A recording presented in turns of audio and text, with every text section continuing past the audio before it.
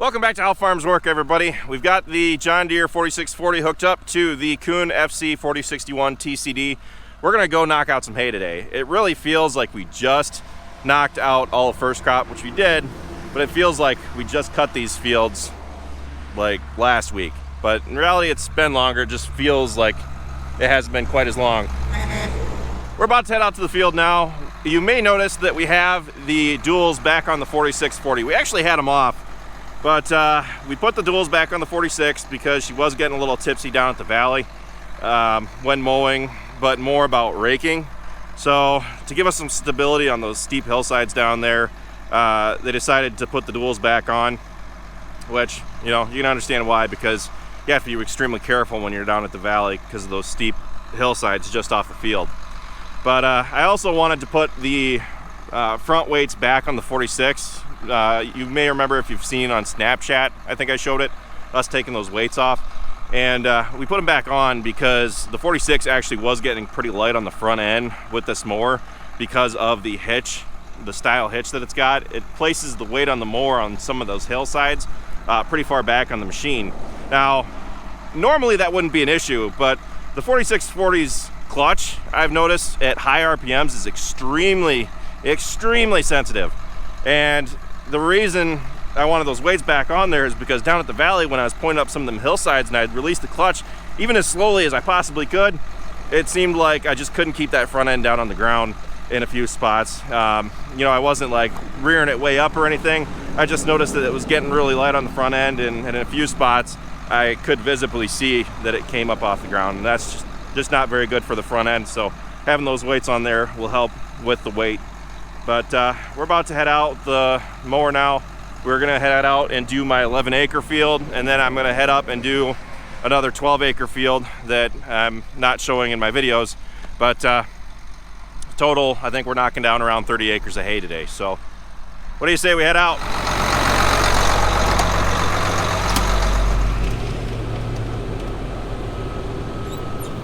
We just got out to the field. I had to hop out and check to make sure that we are running the flails on turtle so that we don't damage the alfalfa as we would quite as much with it being on the fast speed. So the flails are set to run slow. We're gonna be laying the hay out flat. I kept the shrouds in, but what I did was I flipped the wide kit down, so when it hits this wide kit back here, it'll push the hay back out to where it'll be more flat.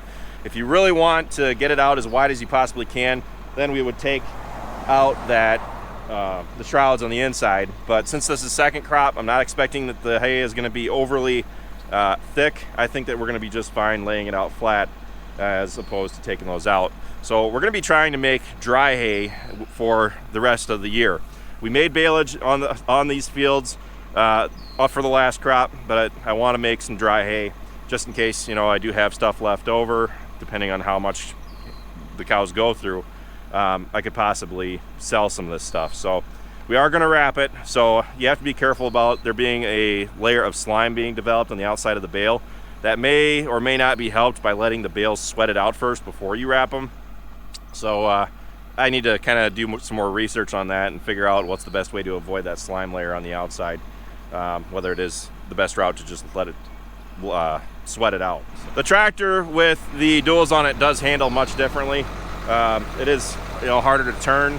For mowing hay down, I like to move pretty quick. Put the duals on, that adds a lot of extra weight, and we will be running over more hay with those duals on.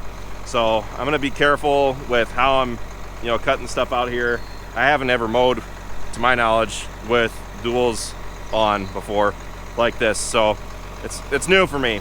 But the tractor's 12 feet wide, the mower is over 13, so the mower is still wider than the tractor, but when we lay it out flat, we are going to be running some stuff over on the next pass.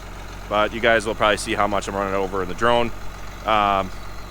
You typically want to avoid running over your hay as much as you can, because when you do run it over, it does push it down into the ground, and it does affect the drying to an extent.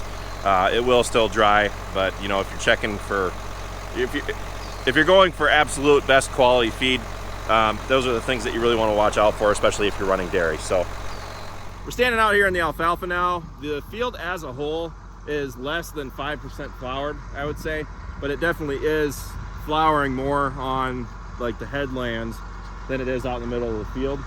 So right here, I mean, there's hardly any flowers, but if you look up on the crest of the hill, you can see them coming out. So you want to aim for knocking the stuff out before you're at full flower, because it will affect the quality of your feed. I like to go basically right now is optimal timing, because there are flowers out there, but you still have, you know, 95% of the plants that aren't. So that's just what I like to generally aim for, whether that's right, wrong, or indifferent. You know, everybody's got their own feelings as to when the best time is to cut. I'm feeding beef, so it's not quite as important to aim for quality as, you know, a lot of guys will try to aim for quantity, but I like feeding good material to my cows, and I think that I've really been able to see the impact of feeding them higher quality stuff versus feeding them the lower quality stuff where you got to supplement them more. Now here's an interesting spot in the field. You'll notice that the alfalfa doesn't go all the way out to the field edge here. What is your guys' thoughts on this as to why the alfalfa doesn't go all the way out? Leave your thoughts down in the comments section telling me what you think it is, because in this video I'm giving away a How Farms Work American Classic t-shirt on our store. So I'll pick one. Well, I won't pick. One winner will randomly be selected to win a t-shirt. So go ahead and leave a comment down in the comment section telling me what you guys think is causing this. I know the answer to it, and I'll leave the answer in the description of this video. So leave the comment and then check the description to see what's causing this.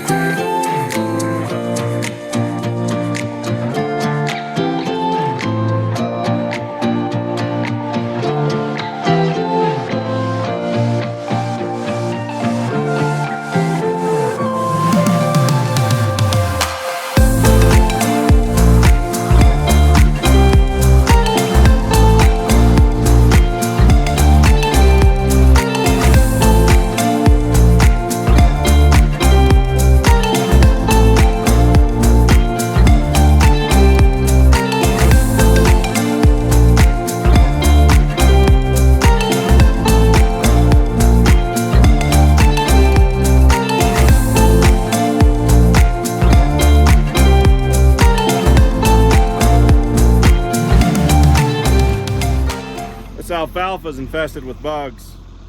It's a good thing we were knocking it down when we are. We noticed it last week that there was an awfully high number of beetles out in it.